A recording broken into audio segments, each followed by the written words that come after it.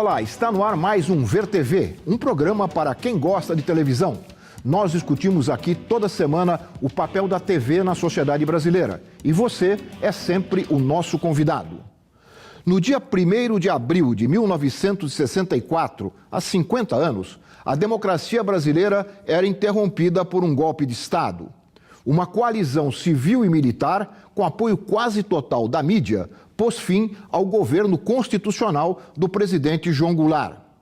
O Ver TV de hoje discute o papel da televisão no golpe e a sua atuação durante os 21 anos de ditadura. Para isso, nós convidamos Beatriz Kushner, historiadora e autora do livro Cães de Guarda, Jornalistas e Censores do AI-5 à Constituição de 1988. Álvaro de Moya, jornalista, diretor, roteirista e professor da USP. Ele foi diretor da TV Excelsior. E Anita Simes, professora da Unesp, a Universidade Estadual Paulista e autora do livro Estado e Cinema no Brasil. Muito obrigado aos três por estarem aqui conosco para discutirmos neste momento os 50 anos do golpe que levou à ditadura e a sua relação com a televisão brasileira. Mas antes de começarmos aqui a nossa conversa, vamos saber mais algumas informações a respeito do tema de hoje. Vamos ver. A televisão em 1964 ainda era em preto e branco e o videotape uma grande novidade. Dos 14 milhões de domicílios existentes no país, apenas 5% possuíam um aparelho de TV. Ainda assim, a televisão desempenhou um papel importante na luta política da época. O jornalista Carlos Lacerda soube usar a TV para combater abertamente o governo Goulart.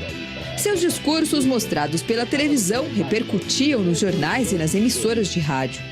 Institutos que apoiavam o golpe, como o IPES e o IBAD, produziam filmes de propaganda política, que eram exibidos nos cinemas e pelas TVs. Estudos efetuados pelo IPES revelaram a necessidade de reformas estruturais imediatas. Um novo conceito de democracia precisa ser levado aos estudantes, aos operários, aos homens do campo. Para atender às suas finalidades, o IPES precisa de você, de sua colaboração. Uma exceção entre as emissoras era a Excelsior, controlada pelo grupo Simonsen. Mantinha uma linha nacionalista próxima do governo Goulart. O Jornal de Vanguarda, seu principal telejornal, inovava na forma e no conteúdo. Eram vários apresentadores e comentaristas no estúdio, com liberdade para tratar dos grandes temas nacionais e internacionais. O Jornal de Vanguarda foi uma ideia simples. É uma ideia... Porque até naquele momento os jornais eram feitos da seguinte forma. Era um locutor que aparecia na frente da câmera, com o nome do patrocinador, uma cortina atrás. Esse locutor normalmente era uma pessoa que tinha vindo do rádio, que não era um jornalista, era apenas um speaker. E a ideia do Jornal de Vanguarda foi trazer o jornalista, quer dizer, o homem profissional, o homem da imprensa, o homem que criava, o homem que convivia com a notícia para dentro do estúdio de televisão e dessa forma ele fazer o jornalismo direto para o público. Durou até a edição do Ato Institucional número 5, que ao aplicar a censura acabou com o telejornal. Mesmo as emissoras que apoiaram o golpe a partir de 1964 passaram a ser vítimas da censura. Novelas eram proibidas ou sofriam cortes. As redações dos telejornais recebiam ordens da Polícia Federal proibindo a divulgação de acontecimentos que não interessavam ao governo. Personalidades contrárias ao regime eram proibidas de aparecer nas telas. Várias emissoras criaram a sua própria censura interna e a maioria passou a apoiar abertamente os governos militares.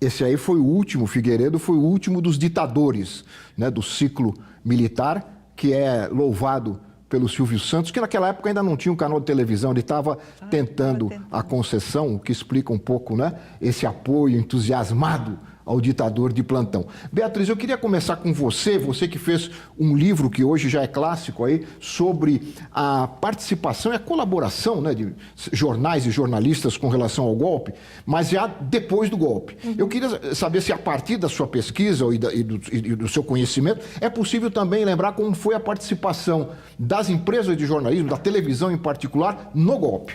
Então, acho que é interessante o que vocês sublinham nesse histórico, porque a penetração da televisão nesse momento ela é muito pequena, né? Então, você tem muito mais estudos sobre a relação da imprensa do que propriamente sobre a relação da televisão. Creio que é importante sublinhar o autoritarismo na sociedade brasileira.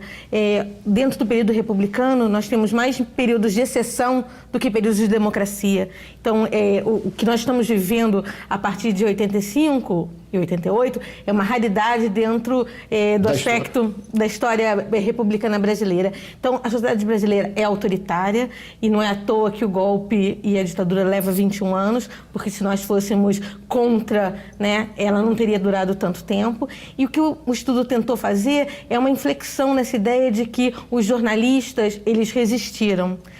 O que eu tentei mostrar é que se os jornalistas resistiram, eles resistiram nos partidos políticos ou nos movimentos clandestinos. A maior parte da imprensa, grande parte da grande imprensa, ela colabora.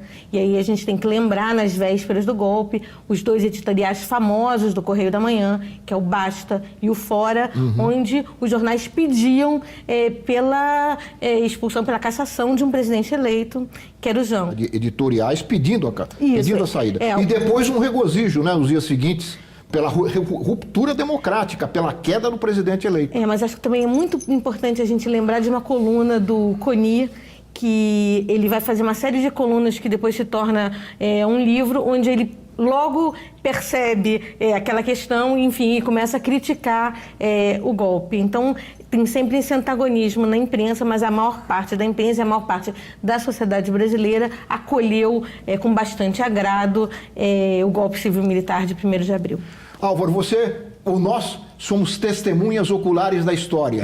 Não sei se isso é bom ou é ruim, mas de qualquer forma, como é que você acompanhou? Não só como testemunha, mas como historiador até, porque você tem um livro que narra, né, o que foi a TV Excelsior, que a gente mencionou aqui na abertura do programa. Como é que você viu aquele momento e a participação da televisão e como a televisão trabalhou antes e durante o golpe? Antes, porém, eu gostaria de fazer o que os americanos chamam de statement. Eu queria pedir desculpas aos participantes e aos espectadores se eu vou ser um pouco grosseiro com essa situação do Brasil, mas eu sinto como se a minha vida me tivesse sido roubada. Eu nasci em 1930.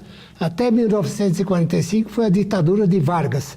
De 45 até 64 foi o grande momento do Brasil, foi onde eu pude construir a minha carreira. Aí veio o golpe militar e foi um período terrível para o Brasil. Nós viramos uma republiqueta das bananas latino-americana e eu estava nesse processo de televisão, na mídia, em que eu atuava. Aí, então, quando terminou o golpe, o período militar, eu pensei que o Brasil fosse voltar aqui exatamente como 1945. Infelizmente, não aconteceu isso e eu lamento muito o estado atual das coisas do nosso país. E com relação à Excelsior e à televisão em 64? Ali aconteceu um fenômeno curioso, quer dizer, a mídia toda foi a favor do golpe. Quer dizer, o Estado de São Paulo, a Folha de São Paulo, as televisões, todas, os governantes. A TV Excelsior abriu uma noite terrível, que o Adhemar de Barros e aqueles militares golpistas estavam falando, um momento triste na televisão, em que você via os militares mancomunados com um corrupto e que visivelmente eles iam acabar não só com ele, como com os democratas, mas também com Carlos Lacerda, com Adhemar de Barros, com os próprios golpistas que fizeram esse estado de coisa do Brasil naquele período.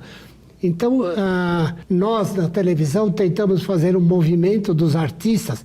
Nós fizemos uma reunião na casa do Carlos Zara, quando estávamos todos tentando fazer um movimento do pessoal. O Olinho Simonsi do Rio deu um aviso para da TV Excelsior do Rio para a TV Excelsior de São Paulo, que ele estava a favor da democracia. Um grupo que seria o Walter Jorge Durst, Túlio de Lemos, o Roberto Palmari, o jornalismo da TV Excelsior fez uma manifestação a favor da democracia, mas o Edson Leite, Que era o diretor, né? que naquele tempo estava dirigindo a TV Excelsior, era a favor do Adhemar de Barros. Então ele abriu a televisão para o Adhemar de Barros. Ô, Anitta, não só o cinema, mas a televisão, como é que você viu esses dois meios de comunicação, né, nesse momento de fim da democracia brasileira?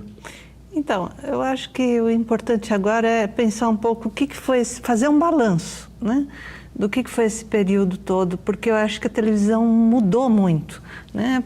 Se a gente pensar o que a juventude hoje vê de televisão, ela nem imagina, por exemplo, o que eram os comerciais ao vivo. Nós mostramos cores, um pouquinho aqui. Não é? Sem videotape, né? A transição que existe com a entrada do videotape. Então, há uma mudança muito grande. E se por um lado, né, eu gostaria de assinalar isso aqui, né, você tem nesse momento todo um jornalismo que passa aos poucos, né, a entender este golpe como um golpe a favor dessas emissoras, dos interesses dessas emissoras. Por outro lado, você tem possibilidades ainda, ou pelo menos tentativas diferenciadas, como foi a do Herzog, né, que resistiu e tinha um jornalismo diferenciado. Né? Olha, eu queria colocar na conversa, ainda nesse primeiro bloco, a jornalista Denise Assis. Ela é integrante da Comissão da Verdade no Rio de Janeiro e autora do livro Propaganda a Serviço do Golpe. É resultado de um trabalho de resgate de uma série de filmes exibidos no cinema e na TV e que foram produzidos pelo IPES, uma das entidades que articulavam, naquela época, o golpe de Estado. Vamos ouvir a Denise. O papel da mídia na preparação do golpe foi fundamental, porque havia esse movimento conspiratório dentro do IPES, que funcionava no centro do Rio, no edifício Avenida Central, na Avenida Rio Branco, num conjunto de 14 salas, uma delas destinada ao grupo de opinião pública, que era exatamente esse grupo voltado para a confecção de programas de TV, rádio, impressos, né? Entrevista pré-formulada para compra de espaço na mídia, de um modo geral. E para esses programas eram convidadas figuras de expressão na época, como Carlos Lacerda, para servir de âncora ou de entrevistado, e ali ele transmitia os princípios da conspiração. Esse grupo atuou durante 2 anos até que se conquistasse o êxito do golpe em 1º de abril de 64. Esses programas foram uma série de 15 programas, tinham títulos assim, Frente a Frente, o que é a democracia, e custavam 450 mil por semana. Foram gastos na época cerca de 140 milhões para distribuir nas TVs existentes, né? TV Rio, TV Tupi, TV Excelsior, TV Record, e que disseminavam essas ideias conspiratórias do IPES, plantando na classe média e na burguesia um sentimento de insatisfação. Era sempre assim, que o país estava o caos, que a infraestrutura do país estava precária, né, que a economia é muito mal, que havia um desgoverno, e essas ideias eram repetidas semanalmente. A princípio houve essa compra massiva de espaço, e depois todos os órgãos de imprensa acabaram por aderir espontaneamente à ideia do golpe e trabalharam firme até o sucesso, o êxito em 1º de abril de 64. Eu fico assim perplexa quando eu vejo jovens repetindo que o golpe foi necessário, porque país estava o caos. Não, o país não estava o caos. Esse caos, ele foi desenhado pela mídia, ele foi sabatinado, ele foi implantado por essas ideias transmitidas por formadores de opinião que durante 2 anos martelaram isso na população. Era preciso que o povo ficasse insatisfeito e, de posse daquela insatisfação, alguém liderou aquela ideia e jogou o país no golpe, de uma forma fácil, sem reação. E esse foi o papel do IPES. Era necessário que a população aceitasse o golpe sem reação. Eu queria que vocês comentassem essa exposição, né, que a Denise fez para nós, mas logo depois do intervalo. O Ver TV volta já.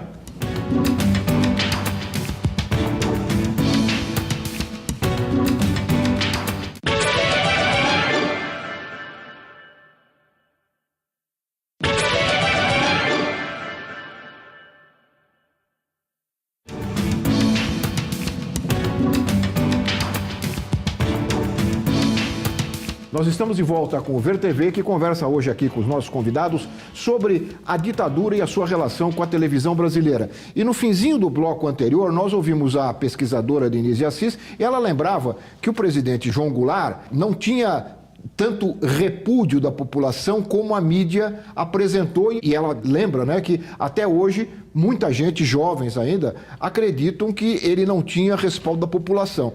E é verdade, porque uma pesquisa recente divulgada pela revista Carta Capital mostra que uma pesquisa do Ibope, em 64, dava ao presidente João Goulart uma alta popularidade, né? Mais de 70% da população o apoiava e havia a expectativa de que, se ele pudesse ser candidato nas eleições previstas para 65, ele teria grande chance de ser o vencedor. Portanto, esse fato não é verdadeiro, né? De que ele era repudiado pela população brasileira. Você também queria fazer um comentário a respeito, né, Beatriz? Primeiro, porque o trabalho da Denise é muito bom, é uma amiga muito querida, e um dos aspectos que ela mostra que é bastante interessante é o grupo de pessoas que era contratado para escrever esses programas. E uma dessas pessoas era o escritor Rubens Fonseca. Esses programas do IPES. Isso, e que se recusa a falar sobre isso até hoje. Isso demonstra um pouco que intelectuais de renome também tinham uma participação direta na feitura desses programas que iam ao ar com esse objetivo que a Denise levantou. Uma outra questão que o Álvaro comentou sobre o Lacerda, e é um pouco para você ver como o momento é tão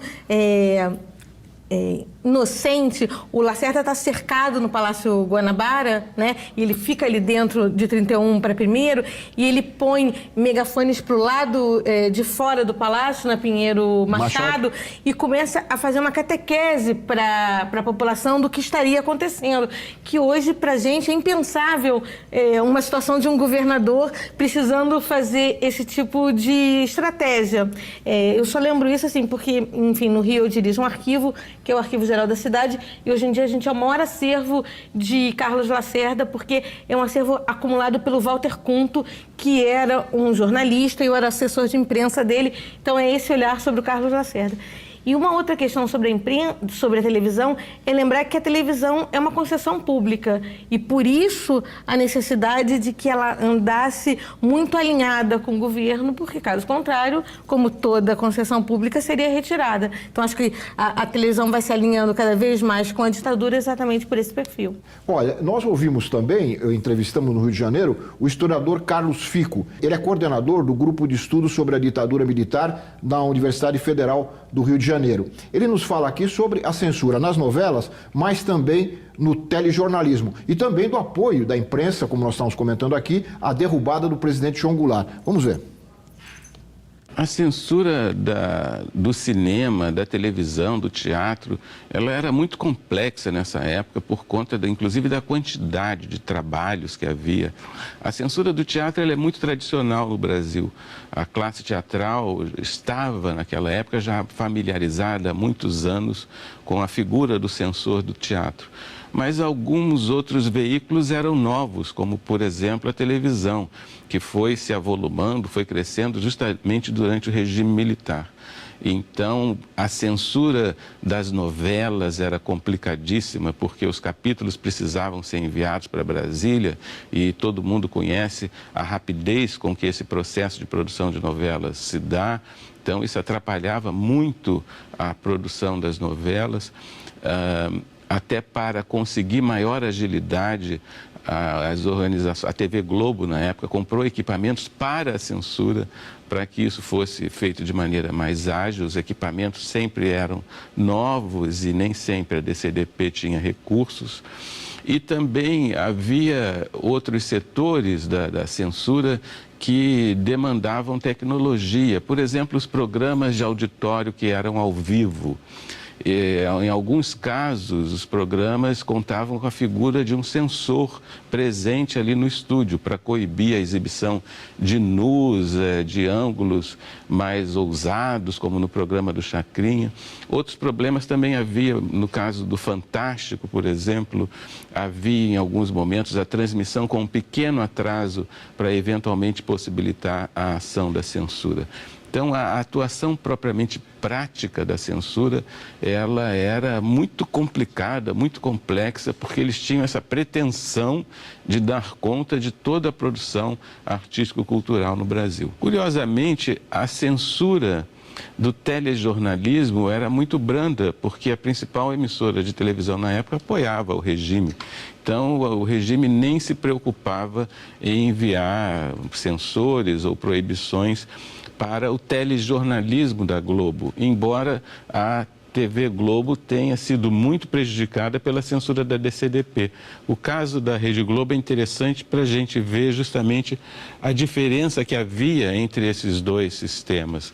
O telejornalismo não era absolutamente afetado pela censura política, estritamente política, enquanto que a atividade, vamos dizer assim, cultural, as novelas, os programas de auditório e coisas dessa natureza eram extremamente visadas pela DCDP. Grande parte da imprensa, na época de 64, apoiou a derrubada de João Goulart decididamente. Muitos desses jornais, inclusive, se arrependeram depois, mas apoiaram. Apoiaram nesse sentido, como uma tentação de solução fácil e autoritária para os problemas do Brasil naquela época. Hoje em dia, por exemplo, está em discussão essa legislação, que é uma legislação truculenta, contra as manifestações sociais. Até que ponto aceitar essas soluções autoritárias, que são soluções em geral sedutoras, porque são fáceis, vão resolver rapidamente os problemas, vão prender todos os mascarados, sei lá o quê, até que ponto essa solução autoritária é conveniente para uma democracia, em que medida que a mídia favorece ou não essa adesão de muitos com tanta facilidade a soluções autoritárias. Anitta, o Álvaro pode... Eu estava nos Estados Unidos quando eu vi um programa da CBS Television em que eles faziam a meia-culpa de ter aceito o macartismo e ter apoiado o macartismo.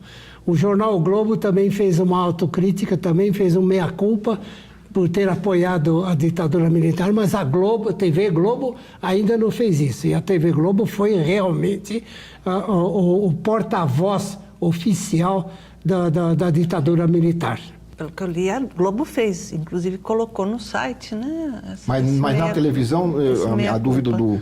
A televisão? Na televisão, no jornal. No Jornal Nacional apareceu alguma coisa.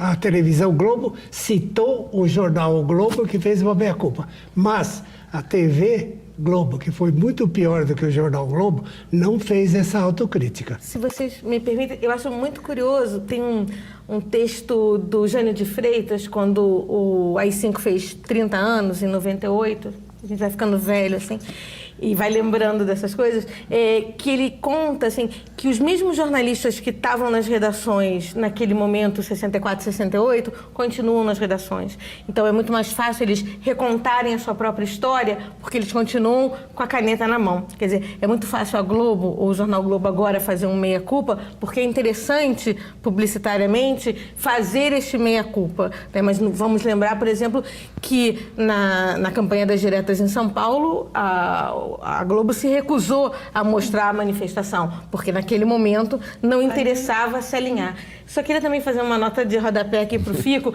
porque ele fala DCDP, e para quem não sabe, DCDP é o Departamento de Censura de Diversões Públicas, que era um órgão vinculado ao Ministério da Justiça e cabia a censura, os censores ficavam alocados na DCDP, mas a censura à imprensa foi deslocada para um outro lugar que se chamava CIGAB, Serviço de Informações do Gabinete, que era vinculado diretamente ao gabinete do Ministro da Justiça, e dali saíam os telefonemas, o que muita gente começou a contar, que era de ordem superior, fica proibido, e é dali que a Solange Hernanes, tesourinha, dava os telefonemas. Fica proibido, sabe o quê, Beatriz? Eu trabalhava na TV Cultura, viu, Álvaro, nessa época. Fica proibida qualquer informação sobre o surto de meningite que está ocorrendo em São Paulo. E tem um livro de uma professora aqui da Faculdade de Medicina da USP contando exatamente isso. As matérias que saíam desse Brasil grande. Então, um Brasil grande não podia ter problemas com meningite, e quantas pessoas e quantas crianças sofreram com isso exatamente. Ou da corrupção, né? E tinha uma nota dizendo, é proibido dizer que tem censura no país. Então, ou tortura. Ou tortura. Por isso que o telejornalismo não precisava de um censor dentro, porque ele sabia o que a censura fez no país é que só existiam 220 censores no país inteiro. Como é que 220 censores fariam? Jornal, televisão, peças de teatro, filmes, porque você música, porque você introduziu dentro da cabeça dessas pessoas a autocensura. A autocensura no jornalismo não é alguma coisa estranha. Como diria o Cláudio Abramo, isso aqui é uma empresa, né? Só sai o que o dono quer. Se o dono não quer, não vai sair. Então, o autoritarismo dentro das redações ou da televisão já era conhecido há muito tempo. É uma prática jornalística conhecida há muito tempo. Você ia falar? Mas há uma contradição aqui, porque os patrões foram muito legais com os empregados. O Cláudio Abramo foi protegido pelo Frias. O Frias mandava buscar ele de carro na casa dele para vir para fora, escrever e ir para casa, para ele não ser preso no caminho. Então, o Roberto Marinho dizia, nos meus comunistas ninguém põe a mão. Por outro lado, o Jornal da Tarde também fez um editorial contra a ditadura, chamaram o jornalista para ir lá, o Rui Mesquita foi pessoalmente e falou, fui eu que escrevi.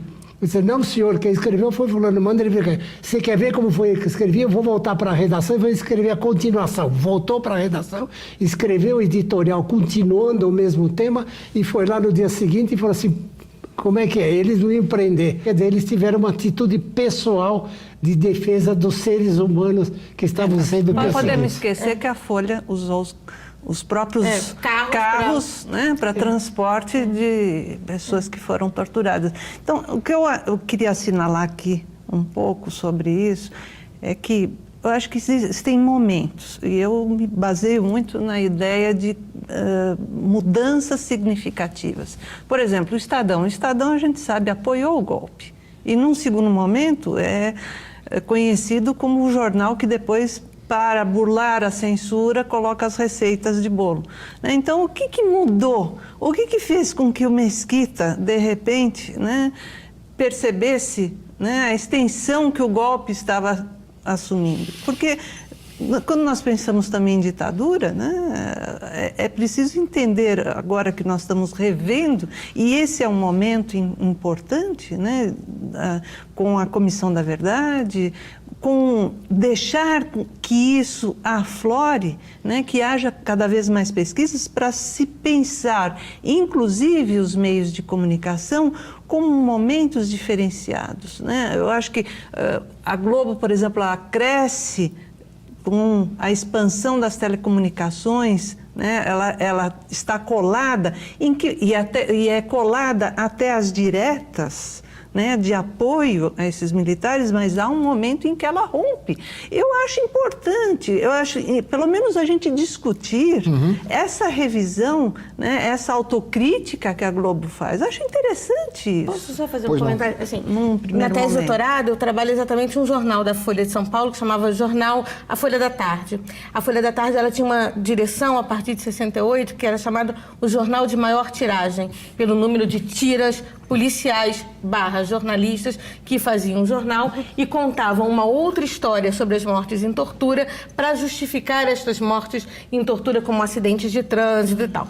O Mesquita, o Estadão, ele publica as receitas de jornal ou Camões para poder mostrar à população que aqueles jornais estavam sendo censurados. O Brasil, diferente de Portugal ou de Espanha, jamais carimbou na primeira página do jornal: esse jornal está sob censura.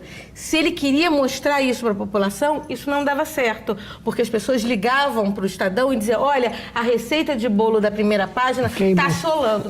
Em contrapartida, o Mino Carta brinca com os Falcons, que é uma crônica ao Armando Falcão, porque você não podia ter espaços em branco, e essa brincadeira do Falcon dura 5 números, porque o leitor da Veja perceberia que a Veja estava sendo censurada. Então, assim, tem um caminho muito tênue entre essas relações, entre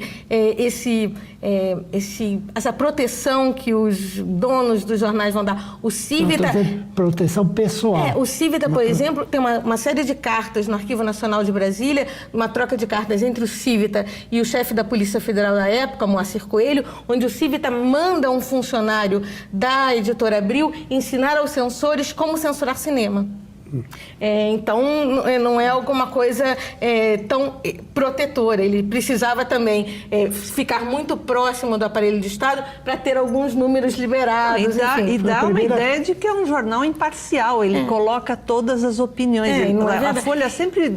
Né, a ideia de que não tem um rabo preso, né, que depois ela vai ventilar, isso que você falou chamou atenção, Anitta, de que a Globo vai até as diretas. Se a gente lembrar da Folha, por exemplo, a Folha, no processo das diretas, vai e bota uma faixa verde e amarela. Por quê? Porque ela percebe, você tem no projeto Folha, ela percebe que o seu leitor mudou e que o seu leitor quer ler aquilo. Exatamente. Então, é alguma coisa do publishment. Claro, que comercial. Como o Otavinho se autonomeia. Eu queria aproveitar outra dica dada pelo Carlos Fico para introduzir o Lauro César Muniz na nossa conversa. O Carlos Fico lembrou uma certa diferença que havia da censura ao jornalismo e à dramaturgia. O Lauro César Muniz foi um dos autores que foi vítima durante muito tempo e até depois da ditadura foi vítima da censura. Vamos ouvir o Lauro César. Uma das coisas mais violentas que aconteceu da censura com relação à escalada foi a proibição de citar o nome do presidente Juscelino Kubitschek. O governo militar estava decidido a acabar com o nome do Juscelino Kubitschek e me proibia, eu, autor de escalada, me proibia de escrever o nome do Juscelino Kubitschek e de citá-lo. A novela falava sobre a criação de Brasília. Ora, pode-se falar da criação de Brasília sem citar o nome do presidente Juscelino Kubitschek? Absurda. O presidente Juscelino Kubitschek pertence à história do Brasil como Pedro Álvares Cabral e ele não podia ser citado. Isso é de um obscurantismo, isso prova a que nível chegou o obscurantismo e a restrição à liberdade de expressão nesse país naquele momento. Eu vivi momentos assim risíveis, mas não posso falar Juscelino Kubitschek, não, mas ele foi presidente do país, ele pertence à história do Brasil, não pode. Então eu vou falar JK, também não pode, então vou falar Nonô, que era o apelido que ele tinha quando era criança, também não pode. Então eu vou assobiar o Peixe Vivo, que era a música que ele gostava muito das serenatas. Bom, assobiar o Peixe Vivo pode. Quer dizer, chegava a esse nível de ridículo. A censura mais bizarra que me aconteceu, que mais me pareceu, que me tirou realmente do sério, me agastou, me aborreceu, foi na novela O Salvador da Pátria. Era uma novela que ia indo muitíssimo bem, o meu maior sucesso de audiência na TV Globo e segundo lugar naquele momento, talvez terceiro hoje. Então, me parecia que era uma novela que eu queria fazer, estava plenamente feliz realizando uma novela sobre a realidade do Brasil de 1989. E, no entanto, quando eu ia para o ponto central da história, que era a ascensão do Sassá Motema ao poder, eu fui vetado durante uma reunião em que me diziam que de Brasília se solicitava que não houvesse a ascensão do Sassá Motema ao poder, porque ele estava muito identificado com o Lula.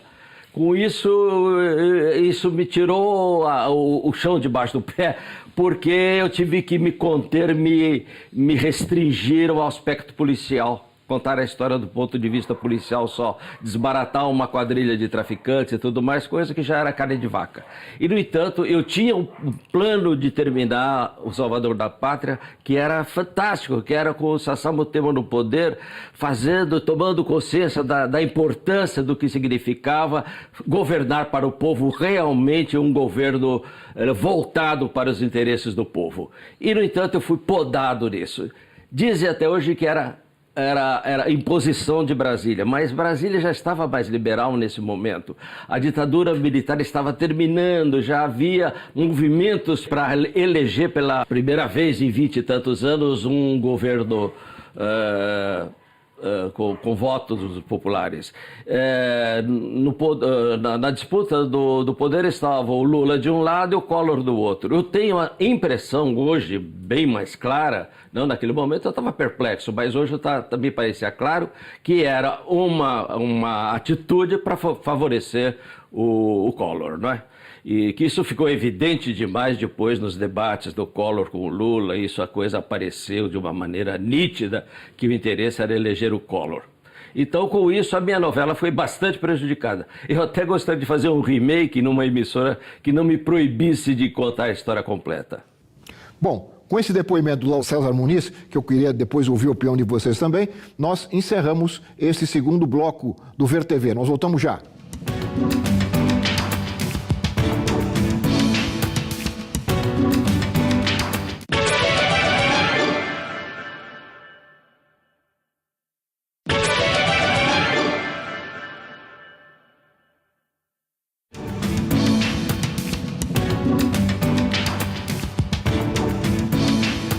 Nós estamos de volta com o Ver TV, que conversa hoje sobre a relação entre a ditadura implantada no Brasil em 64 e a televisão.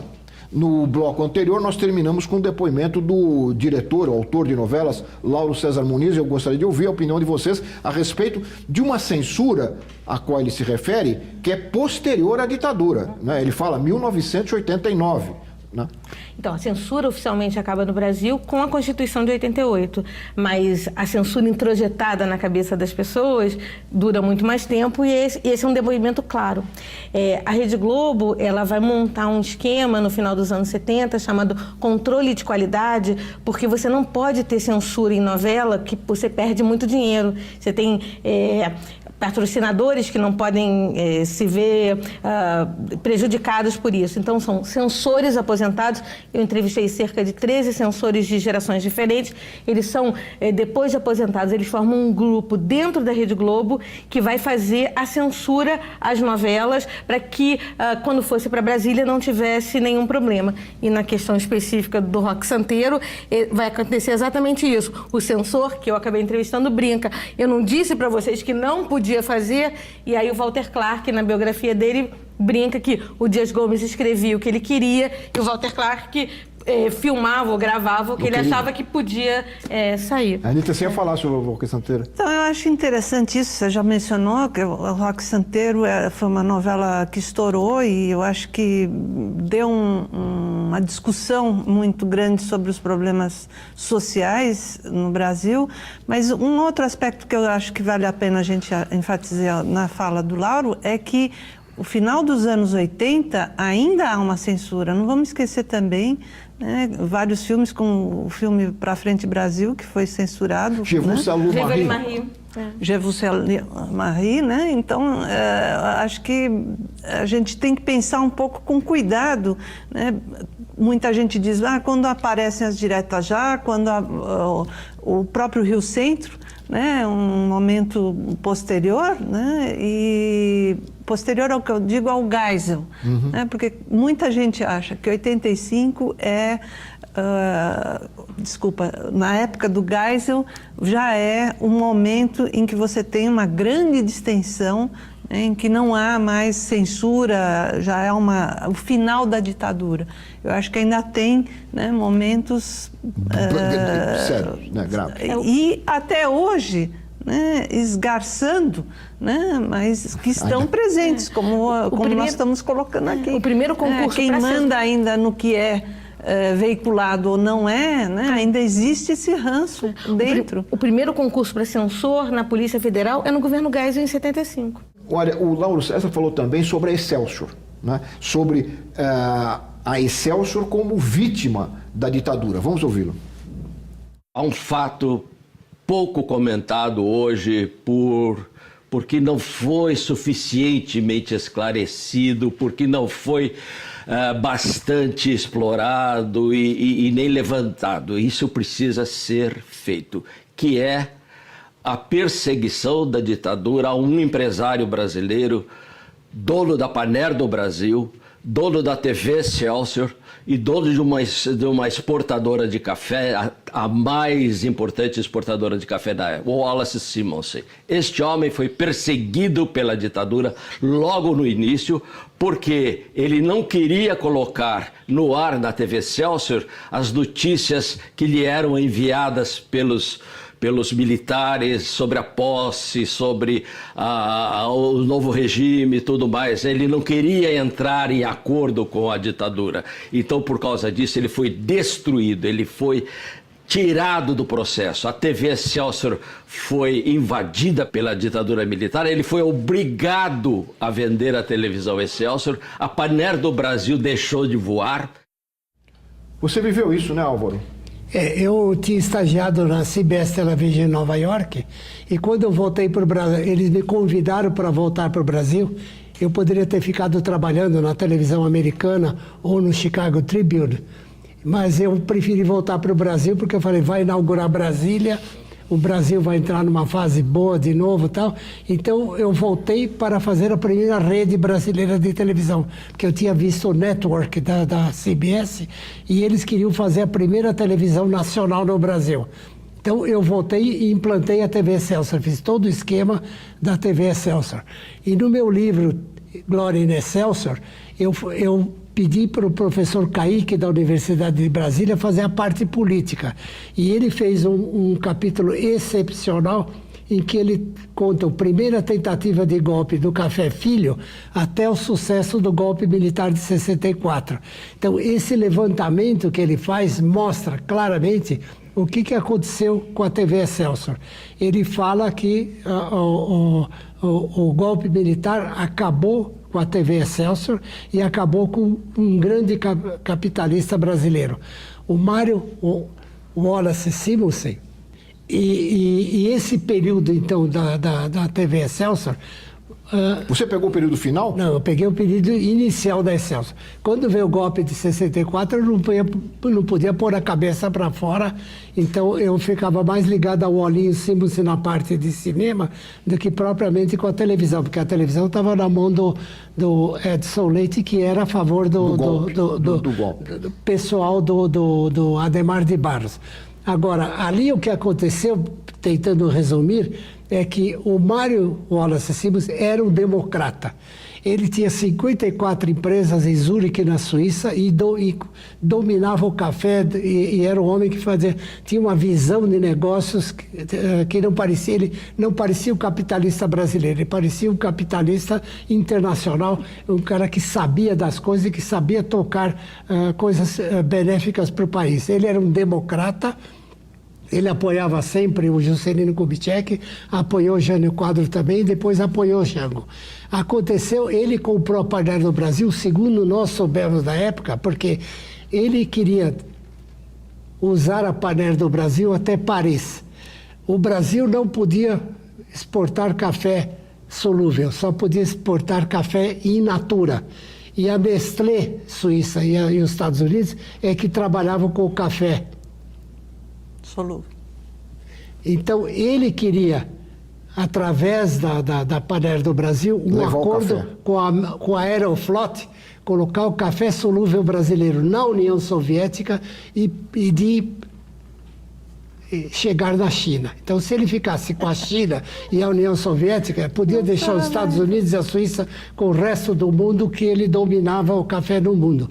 Então, quer dizer, ele era um visionário, quer dizer, um homem que tinha esse tipo de coisa. E ele era a favor da democracia, ele era a favor do presidente da República ser democraticamente eleito. Quando o Jânio Quadros renunciou pensando que ele ia dar um golpe e que todos os militares iam apoiar ele, então, quer dizer, ele perdeu, ele tentou o golpe e não conseguiu. Aí os militares disseram, o Jango Goulart estava na China, eles disseram, se o Jango Goulart voltar, nós prendemos ele no aeroporto. Então, o que o Simons se fez? Pegou o avião da Pan Air do Brasil, pegou o Jango Goulart na China, parou o avião em Paris, hospedou o Jango Goulart no apartamento dele em Paris e ficou esperando uma solução do Brasil para evitar que o Jango fosse preso. Aí o Congresso aprovou o parlamentarismo, então o presidente da República perdeu a força, ele trouxe o Jango Goulart para cá. Por isso ele perdeu a Pan Air, o café e a TV Excelsior. E 54 empresas, a vida da mulher dele, a vida do E eu imagino, o Álvaro, como devia ser difícil fazer jornalismo nessa época na TV Excelsior. Nós trouxemos aqui para o Ver TV uma entrevista com um dos jornalistas que fazia jornalismo na Excelsior na época, que é o Tarcísio Holanda. Vamos ouvi-lo. Era muito difícil exercer a profissão em televisão por causa das restrições à liberdade de informação, né, que imperavam naquele tempo. Não era fácil, não. Eu estou te dizendo que o ex-chefe de gabinete do general Golbery foi ser diretor da TV Excelsior, quando nós trabalhamos, coronel. No Jornal de Vanguarda, o Fernando Barbosa Lima, que era o diretor, era muito criativo. E tinha o Borjalo também, que o acompanhava. E tinha grandes figuras na apresentação. Sérgio Porto, Stanislau Ponte Preta, que tinham uma coluna na última hora de grande sucesso no Brasil. Era um jornal irreverente. O Fernando fazia um texto muito irônico sobre as coisas que aconteciam no país, né? E depois era um jornal independente, não era uma coisa comum naquele tempo, sabe? Por isso o sucesso dele e a receptividade que encontrava na população.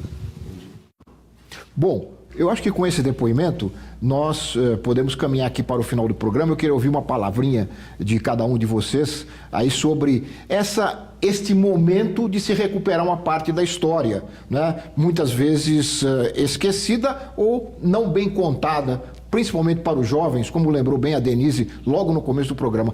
Anita. Então, eu acho importante a gente pensar no jovem hoje, né, que vê, ou mesmo algumas pessoas que durante essa época tinham pouco acesso às notícias. Por exemplo, se diz muito que durante a ditadura não havia corrupção, né? Porque não havia notícias sobre isso, eram censuradas essas notícias.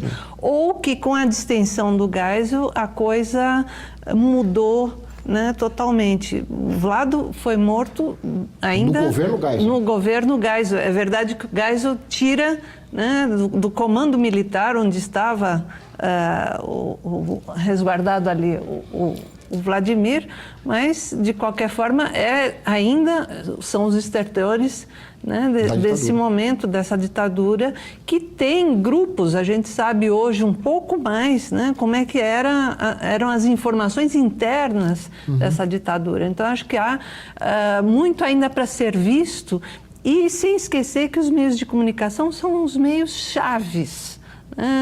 Qualquer tentativa de mudança, alternância no poder, o primeiro, né, local onde se dirigem aqueles que querem dar um golpe é justamente controlar a mídia. Né? Para terminar, Álvaro. Ela falou de corrupção. Você vê que o Pinochet tinha milhões de dólares na Suíça. E no período da ditadura militar que se institucionalizou a corrupção, aproveitando a maneira como eles tinham de esconder as coisas que aconteciam. Hoje em dia, com a liberdade de imprensa, você consegue denunciar os casos de corrupção existentes. Beatriz. Então, acho que é importante ressaltar que os 20 últimos anos a historiografia brasileira avançou bastante. Não se fala mais em revolução, se fala em golpe. Não se fala em golpe militar, mas se fala em golpe civil-militar. E não se fala mais em 31 de março, mas sim em 1º de abril. Acho que é uma contribuição muito grande que a historiografia vem dando. A gente vive um momento muito especial hoje, nos 50 anos do golpe, porque diferente dos 40 anos, onde você tinha grandes trabalhos acadêmicos sendo expostos, o grande foco hoje em dia é a Comissão Nacional da Verdade, que no Brasil é uma Comissão Nacional da Verdade, ponto, não uma Comissão Nacional da Verdade e da Reparação, como aconteceu no resto da América Latina, e que hoje em dia você tem uma mídia da internet que é impossível de ser controlada. Então um golpe hoje em dia que vá só para a televisão ou só para a imprensa não vai dar certo. Muito bem. Muito obrigado, Beatriz. Muito obrigado, Álvaro. Muito obrigado, Anita. Muito obrigado a você que nos acompanhou de casa. Lembrando que todos podem também manter contato com o Ver TV através das redes sociais, pelo Facebook, pelo Twitter ou mandando mensagens para o nosso endereço eletrônico vertv@ebc.com.br. Até a semana que vem com mais um Ver TV, um programa para quem gosta de televisão. Até lá!